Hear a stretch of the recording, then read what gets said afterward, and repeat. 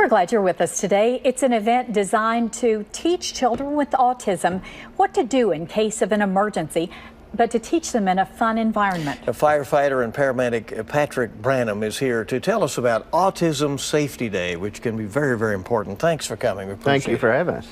Tell us about the purpose behind this. Why is this so important? I have a son who's 6 years old who has autism, and one of the things that as I've learned more about him is that a lot of times when a child sees someone in fire gear, they want to run away, and that's kind of typical, but more so maybe in the community of autism.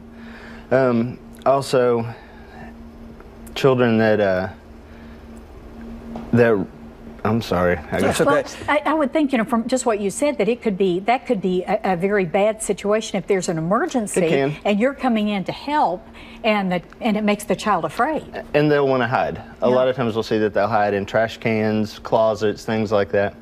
So this is an opportunity for us to help educate families and help them have resources to be better prepared for an emergency, but to help the children be more comfortable with us as firefighters. So it's empowering to the parents absolutely to have this kind of information and to know what to do in a circumstance like that. And they'll have packets available that we can help them have those ahead of time.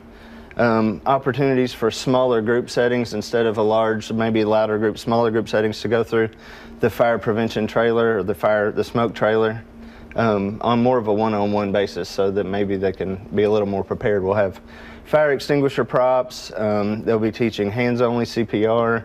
There'll be bounce houses, things like that, so that we can kind of build a relationship with them before. Yeah, so they can have fun in the environment while they're also learning. Absolutely. How many children are affected with autism? Well, when my son first got his diagnosis, it was about 1 in 68. And I think now we're looking at about 1 in 48. So the one that we're trying to prepare for is the one that's in front of us right now. And that way, to hopefully have a more positive outcome.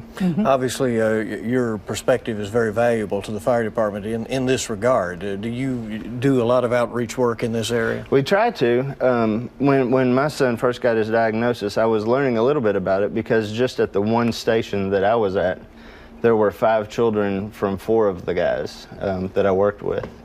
So they had helped me transition into our diagnosis, and then we try to do some outreach to help other families because that's what we know more about. Well, it's a free event coming up April 29th, noon to 4 o'clock, and the location, Fire Station number 20. That's right, with the Christmas lights across from Beaumont Center. Everybody ought to know that one. Can't miss it there. Thank you for coming. We appreciate it very much. Thank you for having me.